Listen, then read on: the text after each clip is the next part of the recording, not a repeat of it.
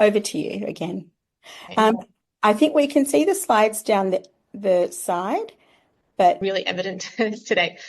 So I think in the interest of time, I'll skip through some things. But the first thing that I always try and remind people, especially who might not be super familiar with exactly what's going on over there, is words and pictures, honestly, in videos actually do not really adequately describe the depth of what the Palestinians in Gaza are going through. And I do take Richard's point that unfortunately, all eyes have been on Gaza, and the West Bank has sort of dropped down in the news, especially with what's been happening in Lebanon recently too.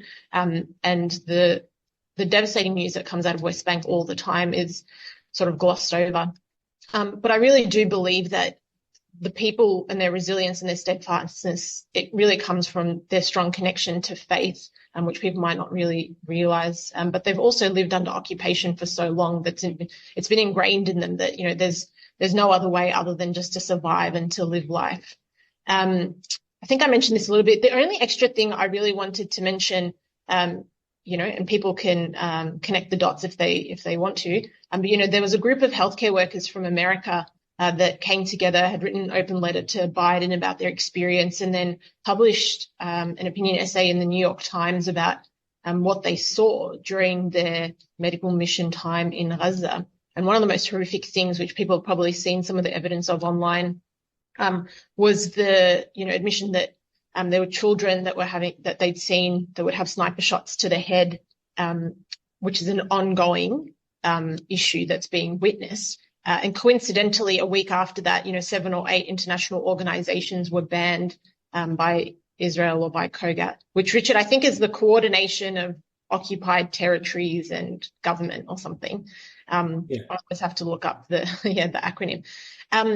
So, you could call it coincidence if you want, but there's no such thing as coincidence with what's happening over there. The organization that I went with, PANSMA, was one of the 7 or 8 international NGOs that was either banned or suspended. There's no clear formal documentation. This is the other issue, that coordination between COGAT and WHO doesn't happen in a formal sense. But after a lot of lobbying and a lot of, I think, international pressure, PANSMA was reinstated to send in medical missions just last week. So that's in the works to be coordinated now. We'll skip over some of these things other than just to say that, one, there's no particular ideal or good way to prepare yourself to go into an active war zone. Everyone hopefully will have realized that, yes, there is no such thing as a safe place in Gaza. The guest house where we first got dropped off, the UN guest house in Al-Mawasi, which is in the southwest of Gaza, has been bombed, and that safe house is out of order now. So again, why would a UN deconflicted safe house be caught up in a bombing of tents near a beach area housing civilians? Again, you can make your own inferences about what that might be. And there is this sort of concept of, medical tourism, or what is humanitarian work. I don't really think, honestly, you can disconnect yourself, as a doctor and a surgeon, from going there and helping out either in the hospital or a medical clinic, and then feeling like you can come back here and not be a truth teller, or not to speak about your experience of what you bore witness to. And I think that's very, very important.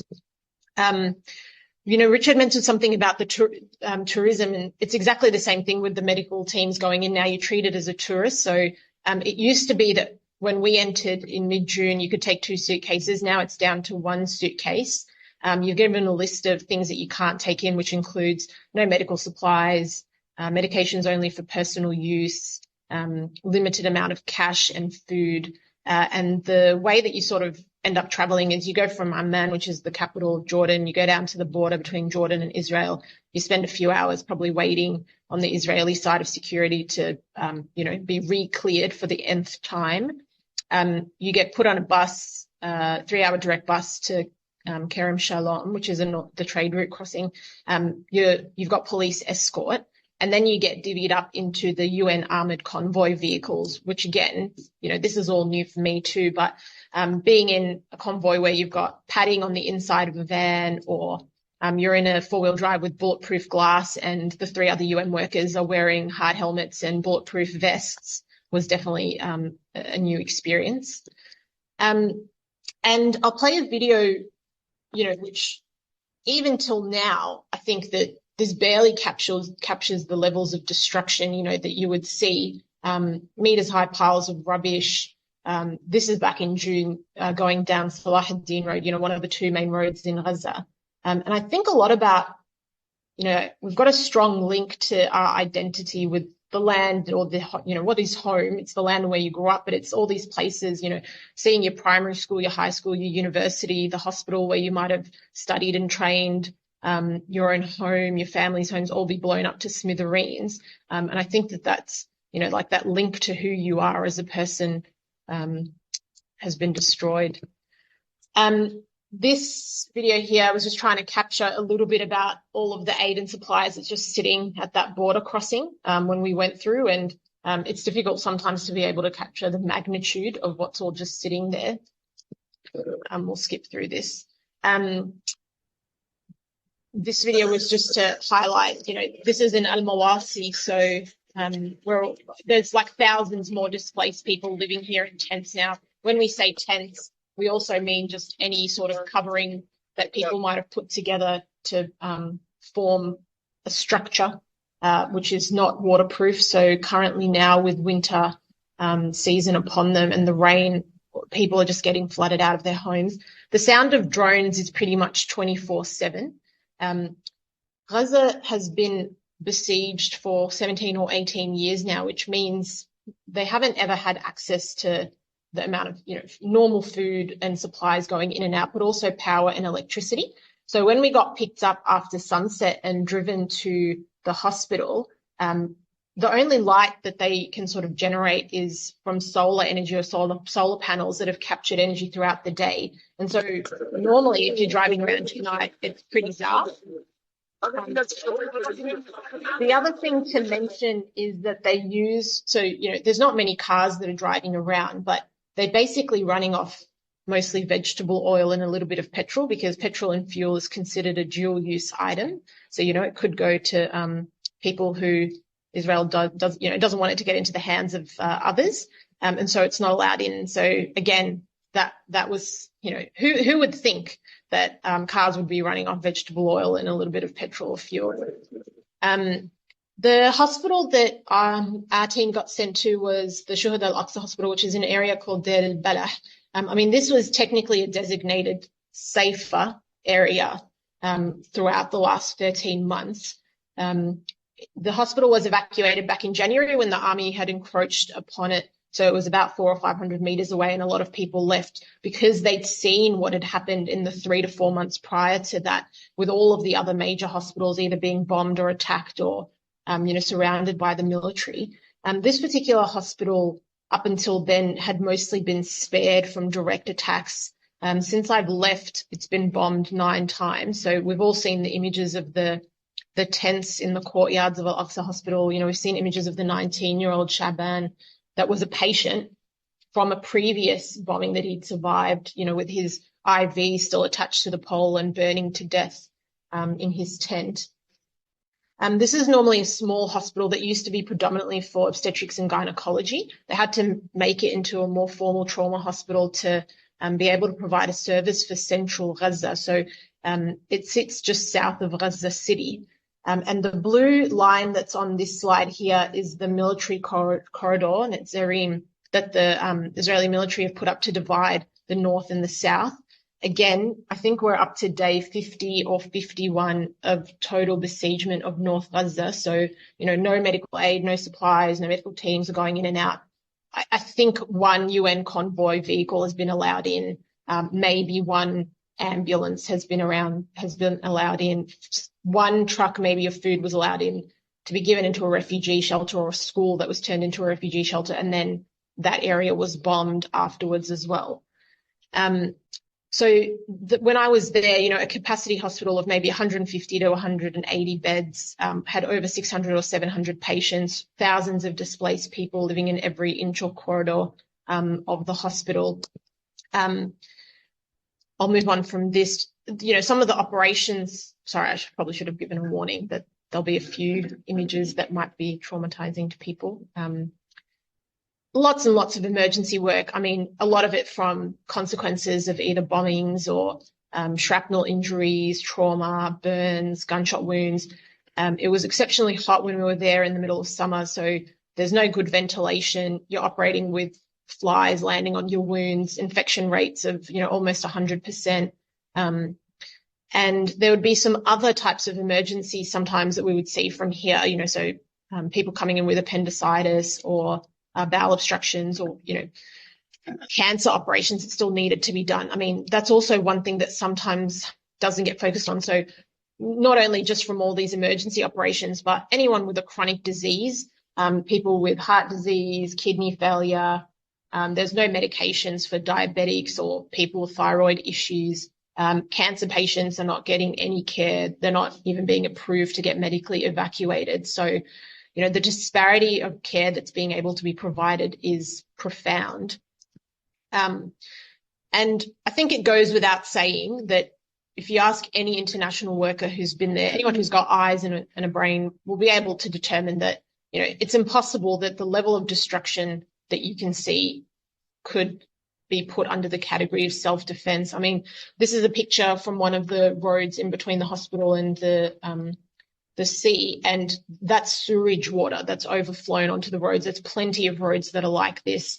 So, water facilities have been hit, sanitation plants, power facilities, communication towers, schools, universities, almost every single hospital that's in Gaza, schools, refugee shelters. I mean, the list goes on and on. It's, I'm saying the words, but it's very, very hard to believe that this is what's been allowed to take place here. Complete lack of medical supplies. Again, what a way to psychologically affect medical teams going in to feel like you only have your skills. You're not allowed to bring in anything with you. You're working in a facility that's under-resourced, understaffed, and you're really having to make decisions about who to try to provide care for, who might be able to survive, and making difficult decisions such as, would I join this patient's bowel back together or should I give them a stoma? Because if I join their bowel back together and there's no stoma bags, they can't actually look after themselves. There's such a lack of supply of basic things such as catheters, drain tubes, and whereas otherwise that the wound infection rates are so high, there's malnutrition, that if you connected a bowel back together or gave them an anastomosis, that the risk of it falling apart is significantly higher than anywhere else in the world. And so it's difficult, but you're having to try to come up with an answer that's suited to the conditions and the environment that you're in. I mean, the bottom left-hand photo there shows a catheter that's draining just into an empty 600 ml water bottle. There's certainly nowhere near enough nurses to look after all the patients. So a lot of the family members help look after patients. Even just trying to find disposable gloves is a major issue, but we ran out of sterile gowns. It's exceptionally difficult to maintain sterility when you don't have the equipment or the supplies to do so. I'll play this video here, which was when we were walking around the hospital on our first morning, and you're just sort of seeing patients lining the corridors and families living in every inch of the hospital. So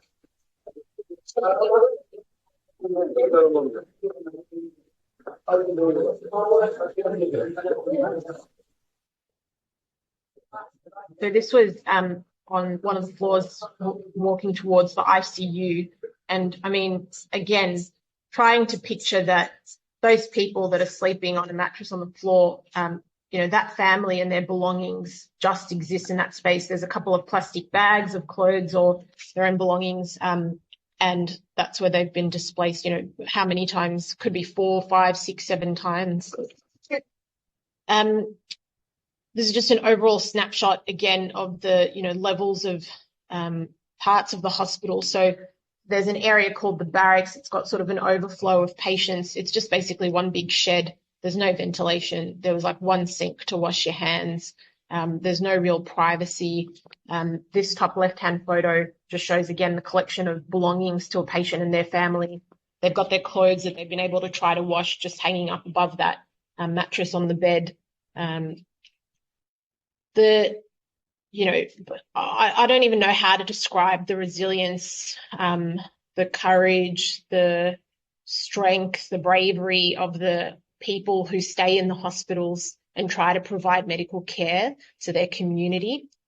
I mean, many of these people here are working, barely getting paid. If anything, some of them are volunteers. They've worked in many different hospitals. They've had their colleagues be abducted or tortured. They've had family members and colleagues either come into the hospital having been severely injured or have been martyred or killed during the war.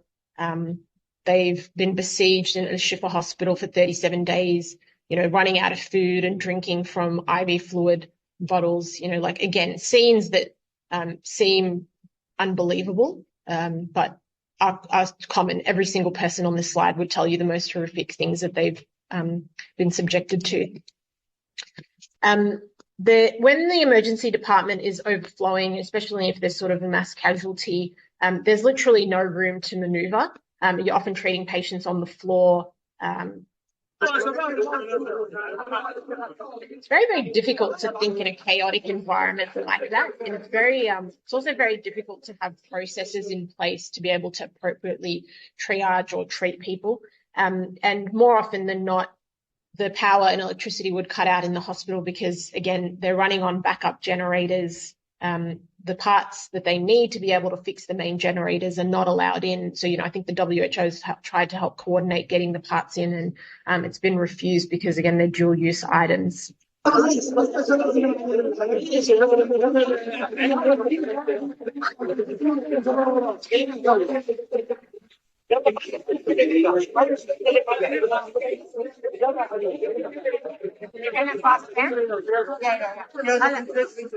don't think, I'm not really sure what kind of training you can go through in somewhere in the Western world that would be able to truly equip you, other than to say that you sort of just have to try to remain calm and keep your wits about you and think quick on your feet to be able to try to get through some of these situations and scenarios.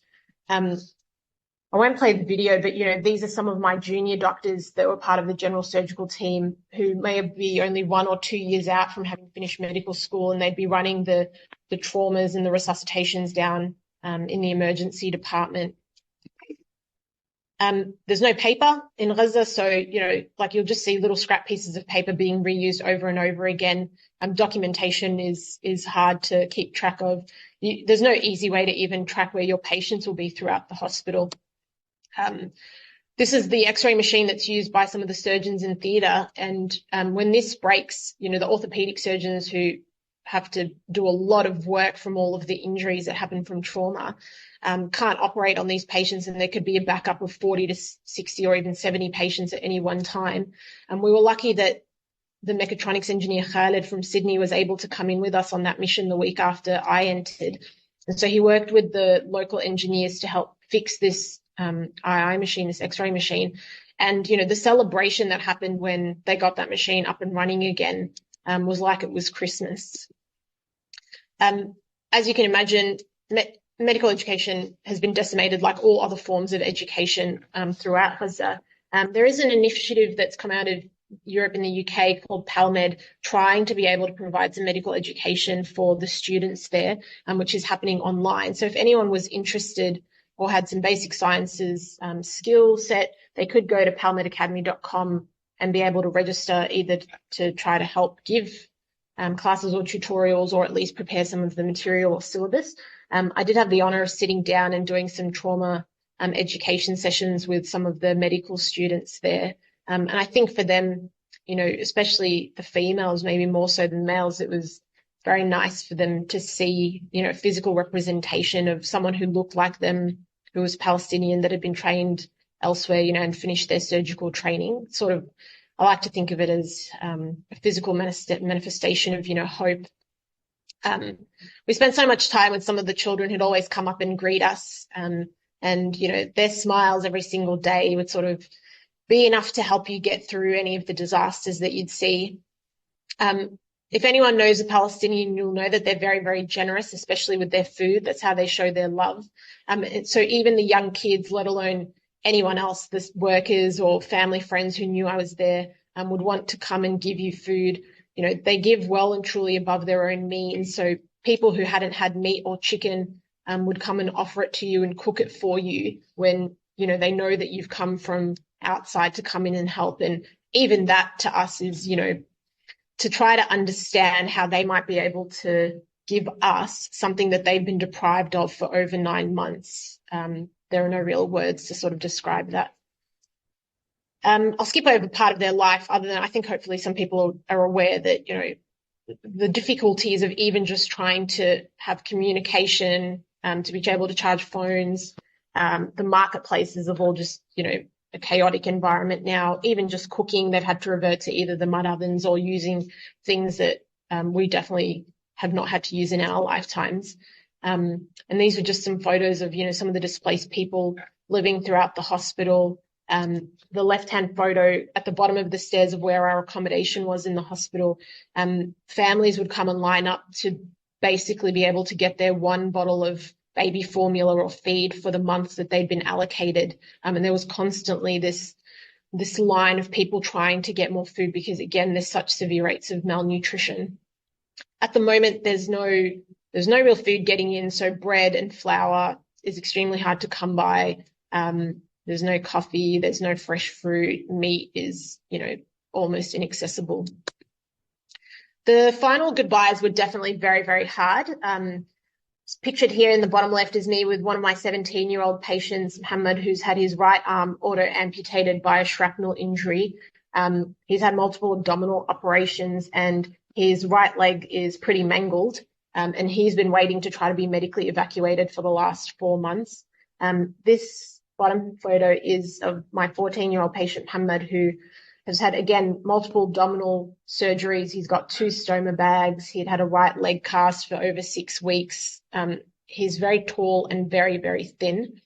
And, you know, at least he's alive. I've had patients since I've left that I've been checking in on, some of which have died from malnutrition, either in the hospital or outside of it, because there's no food that you can supplement them with and food is not allowed in. I have kept in contact with a lot of people that I came across or worked with. And, you know, on the 26th of August, the hospital had to be evacuated because the army was encroaching into it. Some of the doctors did stay. And so, you know, one of the junior doctors was corresponding with me about a really extremely sick 7-year-old girl that had survived a bomb explosion. And he just wanted to ask for some senior help to make sure that he hadn't missed anything so that he was doing everything he could. He was the only doctor in the emergency department there for 48 hours. And on the right-hand side is one of the journalists who, when one of the bombs hit the tents at Al-Aqsa Hospital, he sustained some shrapnel injuries, ended up with some intracranial bleeding, hemorrhage, and miraculously did survive, but also has somehow been evacuated to Jordan just last week to get some treatment. I haven't seen the latest figures, but I think there's, you know, like over 14,000 injured people who probably need medical evacuation. And the numbers of people who've been medically evacuated, predominantly kids more so than adults, is like 300. But someone could correct me if I've grossly underestimated it, but I don't think so. And for me, I suppose, you know, there's lots of things that I feel advocacy encompasses, but I definitely have felt a heightened role of being able to educate people either within the medical community or the surgical community or even just the wider community. And political engagement is not something that I necessarily had done before, but, you know, in order to try to affect change, we have had to really try and engage with our politicians and representatives. That's been a particularly disappointing experience, but also to indicate that, you know, part of the purpose, I think, for me also from advocacy is that it encourages other people to be able to learn more and speak up, who might feel the same way that I do, but are either scared because of, you know, what they've seen some of our colleagues go through who've spoken up, but also potentially to highlight some of the work that's being done in these spaces. It certainly has been a transformative experience for me. It's very, very hard to reconcile the level of privilege that we have in our lives here and the guilt of what they're going through. But I suppose for me, I've had a lot of supportive people in my family and friendship groups, as well as even the workplace that I'm in. And so that has allowed me to be able to deal and process with what I saw and what I'm continuing to see in some shape or form. And it has made me definitely do some introspection about, what are my own specific sets of skills or attributes that I've got and how I can be useful in this particular space to try and advocate for the Palestinians back there. And I'll leave it at that. Thank you so much, Bushra, for sharing that account. I just want to also acknowledge, how many times have you had to share this story over and over again? A lot, but people have often said to me, it must be traumatizing, like it must be harrowing to sort of think of all this. I mean, by no means anything that I've experienced covers 1/1,000,000th of any of the experiences that the healthcare workers there have had. And as long as I feel like I'm able to educate other people, to share what the Palestinians back there are going through, maybe it'll change the hearts or minds of someone, like that's a responsibility that's on me to do. So I would talk about Gaza every day if I could, and I do. I think it's important, like, no matter who you come across, to be able to share these experiences with them. Thank you so much. And I think as you're a Monash alumni, I think Monash University should be very proud of you and the work that you've been doing. I just want to add that because it is, I can only imagine how taxing it is. But as you said, it gives you strength and you're hoping to bring attention. And it's kind of like it has to be done. I want to take a slight break because we've been going for it until about 7. I'd like to take a 5-minute break. So if anyone wants to have a stretch, and while we do, I just want to play a video. It's a spoken word poem by a Palestinian artist. Some of you may have already seen this before. Her name is Rafif Ziada, and she shares